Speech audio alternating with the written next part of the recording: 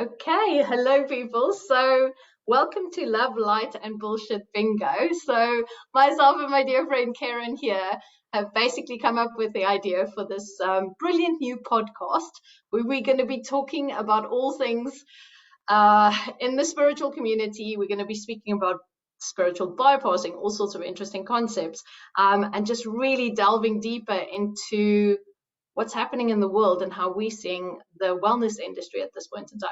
Karen, go.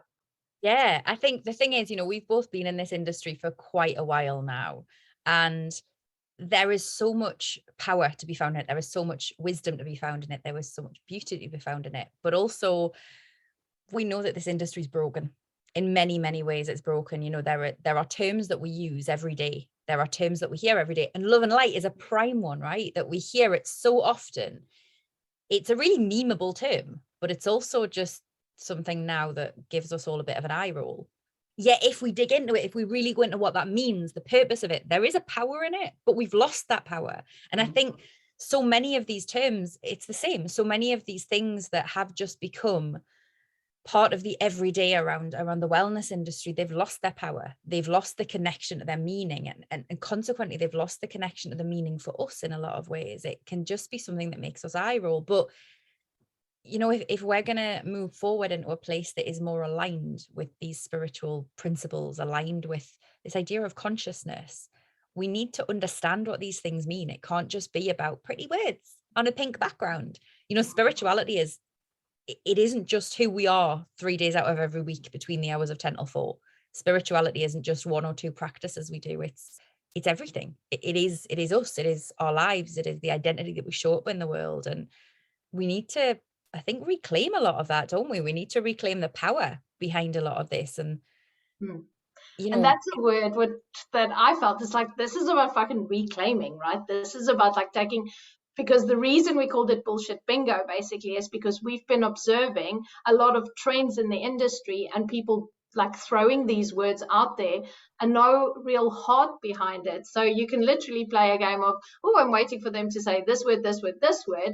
And it's just like, and there's no heart behind it. So yeah. like this whole thing about like bringing heart back, bringing meaning back, bringing that feeling back, living your spirituality is really like the mission here.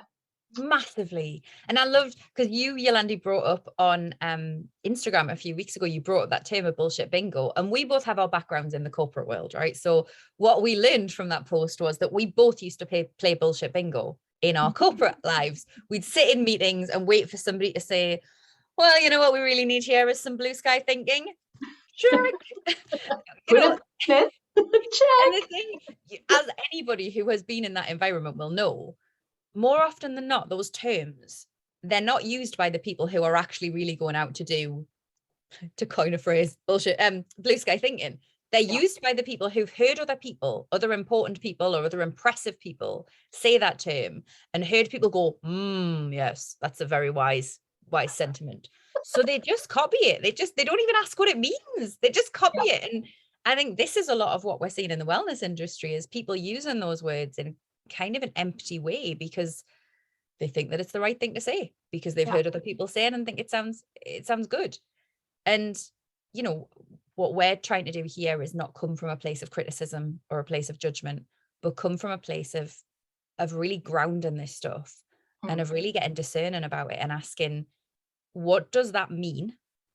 And more, when I'm saying this, am I saying, is this what I mean? What does it mean? What am I trying to say? Is this right? Yes. Or is And this what is my truth around it, right? yes? I wonder how many words and how many terms, how many new ways of describing things or ancient ways of describing things are we missing because people are just going down the memeable route of the things that they're used to other people saying. Yeah, exactly.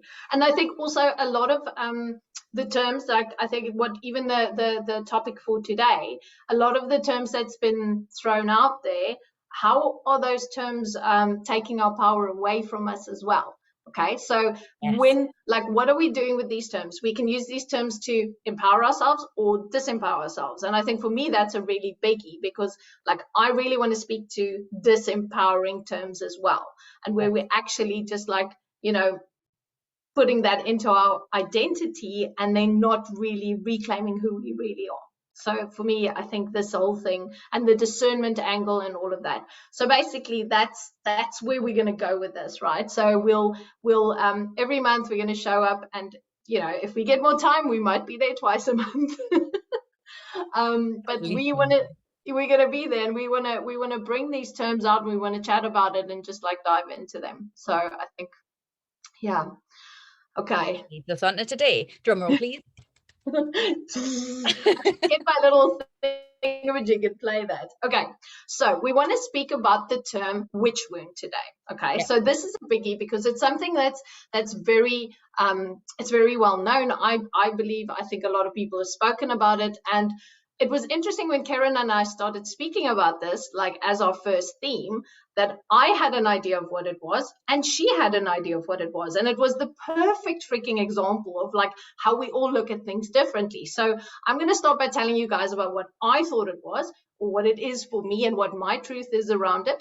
And then Ceryn will also share her truth. So when I think about the witch wound, I'm immediately drawn into the concept of persecution wounds. Okay, so I'm thinking about the women and men who were burnt at the stake, basically for their beliefs, for stuff that they, for being different, for owning their magic in some kind of way. It might have been through healing other people, through working with herbs, through all sorts of different kinds of magic, and then basically being stopped by a patriarchal system.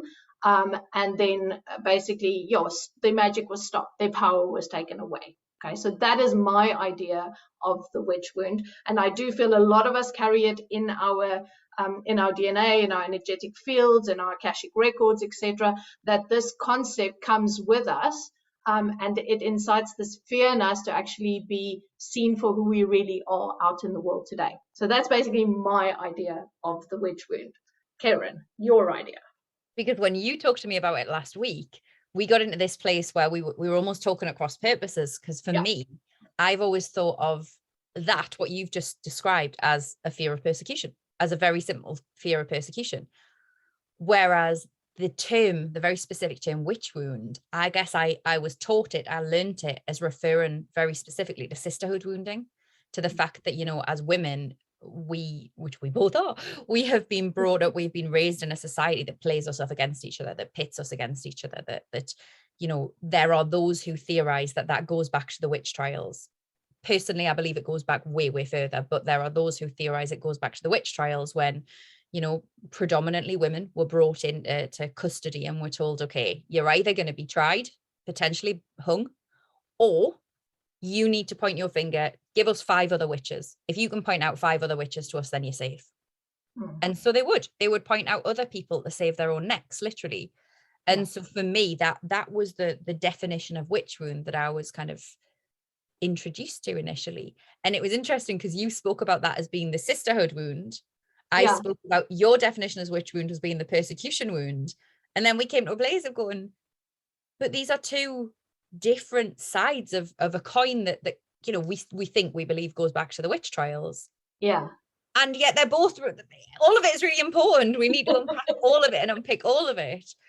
It doesn't matter what we call it, potato. But I do think that your definition, that persecution definition, is so much more expansive, because actually this is where it becomes a witch wound rather than a sisterhood wound.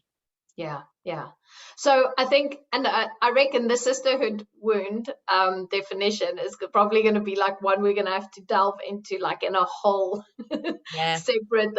But this again comes back to showing you how different our truths are, right? Like, because like we speak to each other all the time. I believe we have got like really like same wavelength ideas in the world and all of that type of stuff.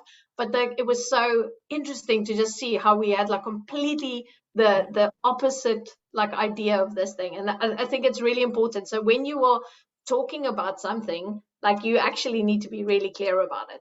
Okay, like where you're coming from, because we're going to interpret it differently. We're going to be thinking, your readers are going to be thinking about it and going, that's not what I know. This isn't how I think about it. So for me, coming back to the whole witch wound thing now, the whole conversation started last week when I had a story published in one of the newspapers here in the UK, and it was about me reading tarot cards. And I was saying to Karen, I literally, I got a message from the journalist, and she said, okay, the story's going to be out. And as I clicked on my phone to read the story, I had this like real visceral experience where my whole body just froze up. And it's not the first time I've been in the newspaper, and I've said way weirder shit than this in the newspaper about reading tarot cards. And my whole body just froze up, and I was like, what is this? And then I just went into, oh shit, there's a big fat wound in my DNA right here. It's like waiting to be looked at. And so I messaged Karen, and I'm like, dude, this just came up. I think there's another wound here that we need to look at. So Karen, I mean, like for me also, I said to her, like, I've never had a witch wound like come up for me. And all my time of doing this work, I've seen myself burning witches. I've seen it all. I've seen other people's wounds, but this was the first time I believe my like real persecution wound showed itself, this real witch wound.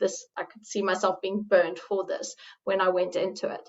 So Karen, I'd like to, just from your side, like maybe like what's your thing about your persecution wounds? Like how? That's interesting, isn't it? Because if I can just touch back on what you said for a second, yeah. I find it really interesting because now, as you say, you have said so much more weirder things exactly. Publicly, you know, and tarot cards now are like, they're mainstream. They're sort of, you know, if I go back 20 years to when I started doing this work, when I did that, tarot cards were still seen as a little bit like, oh, they're dangerous. Oh, you need to be careful. Oh, but now that's not the case at all. So the very fact, it just shows that is, and we'll get onto what this means, but it shows that is a wound for you. You know, it's not necessarily a societal thing where people are pointing fingers and saying, oh, you're weird. It's a wound for you. It's something that is in your past. And that, for me, that's what was fascinating about your story, was how very personal it was. Yeah. The personal pain of that, I guess, is really interesting.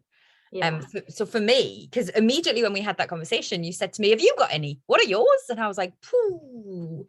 Well, where do I start? Where do I begin? It's funny because I've been like actively, I've been out there practicing as a medium, selling readings since I was in my mid-20s. You know, from a very, very young age, I was telling people that this is something I did. I used to take tarot cards into the office with me in one of my first jobs and just sit them on my desk. And if people were having a bad day, they'd come over and be like, can I take a card and tell me what it says? So the weirdness, the spiritual side of it, whatever. But for me, what came up when you asked me that question was twofold. One was the word mystic. I have a real issue with the word mystic, and a real issue in terms of, I am desperate to call myself a mystic. I hear other people do it, and sometimes I just go, oh my God, I want that to be me. But then equally, there are some people, and not everybody, I have to clarify, but there are some people I see doing that, and I get a real like guttural response of, you're not a mystic, don't call yourself a mystic. And that word is such a trigger to me. Out of nowhere, just seemingly consciously. And the other one for me is manifestation magic. So, you know, I'm a practicing witch. I have done rituals that have brought about all sorts of stuff. But if I go out there consciously with a conscious intention to create something in a ritual, to even work with kind of manifestation principles, you know, law of attraction principles, which is totally another one we need to cover in this podcast at some point. If I go out there with that idea of creating, it's like everything in me power-wise shuts down. Yeah. I can do it subconsciously, but when I get conscious about it, it does not work. And there is a wounding in me somewhere, or there has been traditionally a wounding in me somewhere that is just like, you cannot be trusted to create. Can't be trusted. Sure. See, now this shit just makes you go, whoa. Because again, this whole thing about trusted, you cannot, and it's almost like these things obliterate our trust in ourselves. Okay. It nails our trust in ourselves. Yeah. Because like all of these wounds, okay, generally, like what did I do wrong with my card reading in that lifetime when I was burnt? Like, how did I use this? What, and it's always like, what did I do wrong? It's not like what was the Exactly. societal fucking like issues and stuff around it, but what did I do wrong? And how can I now not trust myself in this lifetime to probably guide people and blah, blah, blah, blah, blah. So, I mean, like these Yeah. things, because this is what it does. It like these wounds fucks up our trust. Completely. And I think you hit the nail on the head, because we take it into ourselves and go, what did I do wrong? And I mean, I know for me personally with this stuff, the amount of times I've trolled through past life stuff going, okay, where have I done something wrong? I mean, let's be clear, sometimes I have, there's no soul out there that is purely angelic all the way through every incarnation, is there? But equally, how many times also have we been told that our trust must be eroded in ourselves? How many, if we go back to witch trials, it's funny because right before we got on this call, I saw a photograph of the witch house in Salem. Oh. And I always struggle with that, because it's the house where it's almost one of the places where the witch trials began. And part of the reason was the lady who lived there was a pretty well-off lady in her community. And I say began, it was anyway.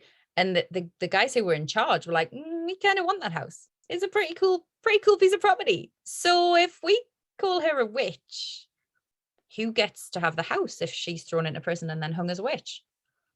Wouldn't you know it? It's the guys who are in charge of the town, which is us. And so they pointed fingers so that they could get their hands on our property. So how many of these things are examples of us having done something that has gone wrong? And we both have those examples. We know that. How many of those examples are someone telling us that we cannot trust ourselves in a certain way, with a certain practice, with a certain approach, with a certain power within us? Yeah. Because actually, as is always the case with the patriarchy, they were terrified of that practice, or they wanted to twist it and use it for their own. Yeah. I'm just like, my brain's just going, ah. And the thing is like this, so we then also, so this brings me back then to my whole thing around the witch wound. And one of the things that really, really makes me just like really like, just hits me in the heart, right? So we know we've got these wounds. We know these guys, whoever they were, took our power away, took our trust away, whatever. Okay. So I'm now how many lifetimes on? Like say I'm like 10 lifetimes on, boom, Yolandi sat right here now. I remember this thing. Okay. I remember that I have this feeling inside of me that I'm dead scared, can't trust myself, all of that. So now what? Okay, now what? So what is happening here? So do I now stay in this feeling? What do I do with it? How does it move from here? And I feel for me, it's like when we step into this space of like having the knowing that this has happened, what do we do? Because so often we go, oh, I've been like hurt, I've been hurt, I've been hurt, I've been hurt, and then that's it. Like we don't change the state. We don't change the feelings around it. Totally. It's interesting. I was on a call the other week with another author that we both know, and she used the line, is it, I can share from it if it's a scar, I can't share from it if it's a wound. And I wonder how many times by us using this word, witch wound, how many times are we pulling back open a scar and telling ourselves that we're still in the process of healing, rather than going, that's something that happened to us in the past. That was Ellen Elena, by the way, not my line, so I can't claim that line. But how many times does the very nature of us saying witch wound, it's a witch wound, it's a witch wound, it's like a self-fulfilling prophecy. It just pulls open that wound. You can't work from a wound. Yeah. If your arm is broken, you can't use your arm. Once your arm is healed, you can use it again. It might take you a while. You might need a bit of physio. It might take you a while to heal it back up, but you can use it. And this is the thing, to your point about the witch wound, this is it, isn't it? When we keep talking about this being a wound, we need to reclaim that power. We need to sit there and look at it and go, okay, I'm going to get to know this. I'm going to get familiar with how this happened. And then I'm going to actually come back to myself with it and reclaim this for myself, rather than sitting in this place of woundedness forever, convincing myself that I can't do anything about it. Because, in those 10 lifetimes or whatever, since you experienced that, the world has changed. Yeah. And you have changed, and the world needs you. and me, all of us, to not be in that place of fear and of woundedness of our power. Yeah. Yes. And it's like, and what if we started actually like reclaiming this and, like you say, work from the witch scar instead of Mm-hmm. like the witch wound? Oh, fuck. Oh, oh. I'm just like, because that's exactly it. And like, if we all had to walk through life with our gaping wounds open and like, you know, all this, because if I think about a wound, like, right, a wound can go septic. So if I am serving from a place of my wounding, what shit am I putting out into the world? Okay. And we speak Oh. often about seeing people speaking, acting, showing up in the world from their wounds. Okay, which Mm. is fucking toxic. And we've all done it, you know, like hands up, we've all done it at some point. Exactly. So Until that's we where we need became to aware. step back. Yeah. This is it. We need to step back and have that awareness, because Yes. it's when we, and also, you know, the other thing I want to say is when you just put that in perspective there with your lifetimes, you know, if say 10 lives ago, hypothetically, I had this incident with tarot cards. Now here I am. That was one life 10 lifetimes ago. Who were you before? What were the amazing things you did? You know, if I think about my creation magic, Yeah. so I had one or maybe two or three or 10, I don't know, lifetimes in which something about my creation magic, I was told I couldn't be trusted with it. I created something really bad and bad things happened, you know, this sort of vibe. But I'm a firm believer we have more lives, more incarnations than we can pretty much count. Yeah. How many other lives are there where I created amazing things with this creation magic? Where I absolutely could be trusted with it, was doing awesome things that I could bring into this lifetime. But it's almost like that when we call that a wound, it becomes that that kind of gaping hole that we can't move past. It becomes something that we cannot get past. When we start to see it as a scar, we knit the two sides of that hole together and we're able to traverse it to bring the past through into the present, or indeed the future through into the present. But we have to see it, we have to acknowledge that we can seal up that wound and that we can heal it first. Yes, exactly. And we can. That's the whole point. And I think if you're listening to this and you've gone through the process of healing other things in your life already, it's already a surefire way to know that you can heal anything. Like if you just, if you become aware of it and you work with it and you really have that, like, that drive to go in there and really just like clean it out and let it heal up again, then it just changes the whole dynamic of how you show up. And you empower yourself in a crazy new way as well. You know, again, this will probably be another discussion in something else, but if we think about that, there seems to be this idea that we cannot heal this sort of stuff. There seems to be this idea that if you have a witch wound, if you have an ancestral wound, whatever, that's it. You're stuck. If it's in your DNA, you're stuck with it forever. Your skin can literally knit itself back together when it is cut. Your bones can literally knit themselves back together when they are broken. Sometimes they need a bit of help, as everything does, but there are parts of your physical body that can pull themselves back together when they have been broken. Why don't we think that that the intangible parts of ourselves couldn't do the same? Yeah, exactly. Your cells regenerate every fucking day. Exactly that. You are rebirthing in a constant state, like, right? So why can you not on an emotional level get yourself to rebirth? And this is what if you, like Karen was saying in the beginning, it's just like when your life becomes the spiritual journey, when you are constantly in this space of like, I am living my spirituality, you become so aware of how magnificently you can rebirth constantly, and it is actually such a beautiful thing, even though it's a little bit painful. This thing has to come together, blah, but then I wake up tomorrow morning and guess what? I'm here. Like a new part of me is here again.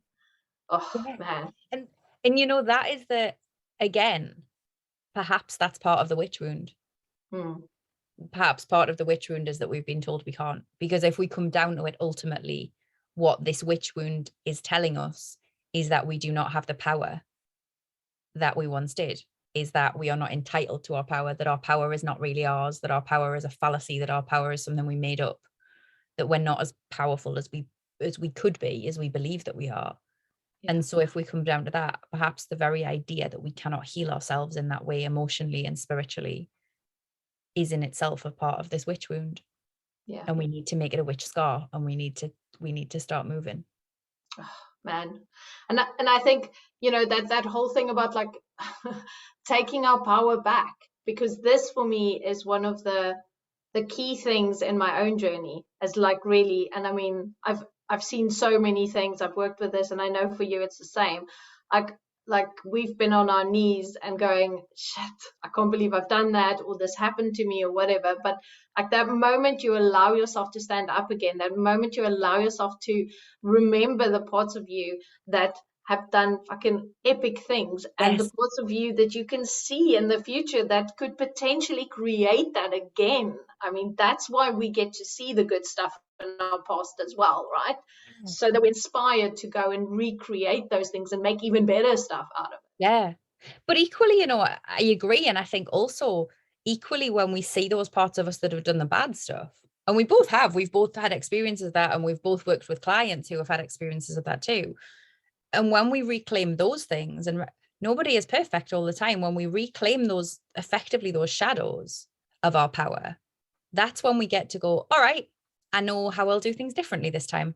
I know Yeah. what I need to avoid. I know the mistakes I won't repeat this time.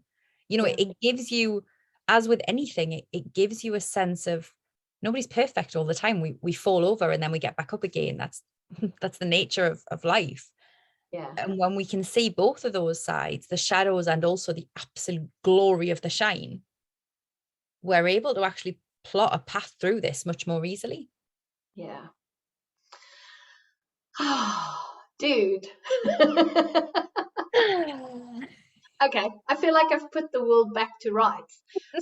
So like for me, one of my biggest takeaways about the wounds are that we have to check ourselves when it comes to living in the wound state. Okay, we have to check ourselves when it comes to, do I become a victim of this knowing that bad stuff happened to me? Okay, and there are millions of people in this world every day who goes through bad stuff. All of us go through bad stuff. All of us like have been through it, etc. But yeah, it's that resilience, and part of this human experience is that polarity and stuff that has to be experienced. So it's just like, it is what we do here. We come onto this planet because it is polarity planet, and it's not polarity planet. Absolutely. I totally agree. And I think for me, one of the takeaways is that idea of I've just lost what I was going to say. That idea of, this wounding as we see it, actually, it so often points the way to some, it's the stuff that we don't want to look at, that so often points the way to the stuff that is our biggest gifts, our biggest Yeah. power. We have to go there. We're Mm. doing ourselves a disservice if we don't. Yeah, exactly. Because I was thinking about that whole incident last week when that thing came up and stuff, and I'm like, this almost just reiterates to me that I have to remember how far I've come, because that scared like young woman who bought her first deck of tarot cards when I was like sitting there on the computer and like feeling like I'm gonna, basically get into trouble for buying them as a grown up. And I was just like she's come so far. Like I own like 47 packs of cards now, and I'm like, yeah, I love my cards and they're so fabulous. And I mean, I don't use them for clients often, but the times I have read for people, it's like been amazing. So and it's like, it's my joy. And I think like I need to also understand that those things brought me so much joy then, and they're actually still bringing me joy. And if I now go and like, oh my god, let me revel in this woundedness around my cards, then I'm taking all the joy that they bring me as well, which they totally do. I'm taking all of that away. So I think sometimes, it's just also, it's a reminder of, where's the joy? Where was the joy? What do I need to reclaim in terms of joy for myself when I see the wounds as well? Isn't that, Yolandi, such a big thing that, there will be people who are watching this, who are listening to this, who go, yeah, but I'm not going to do the work that you guys do. I don't have any intention of activating DNA. I don't have any intention of channeling spirits. I don't have any intention of doing that stuff. That's fine. When we talk about your witch wound, when we talk about reclaiming your power, we're not just, let's be clear, we're not just talking about the tarot cards and the manifestation magic. We're also talking about your power to stand up and use your voice. We're talking about your power to just be seen, to be heard. We're talking about your power to say no to things. We're talking about your power to just can be you, whatever being you means. And we're also talking, the word that you used so beautifully there was, we're talking about joy. If the only purpose of something that your witch wound has deterred you from is that it brings you joy, that is a bloody big purpose, and it's a bloody good purpose. If nobody else ever benefits from it, but you get joy, then why wouldn't you? Because the world needs more joy. We need more joy. Yeah. Arguably, our joy is part of our power. And as we heal these witch wounds and reclaim these powers, we heal that sadness that has taken us from joy, and we reclaim our joy. So I think we're going to coin witch scar. I love it. So if you see us talking about the witch scar from now on, we're functioning from that place. I have this vision of like little brands of pentagrams somewhere. It's a witch scar. I'm going to get one right here. So probably like right here in my heart. Awesome. Okay, cool. So anything else you want to say like about this still today? Just love this. I love this. Thank you for this conversation, because it's Yes. I would really love to hear what other people have to say, to be honest. I'm excited to hear about that, and I'm excited to sort of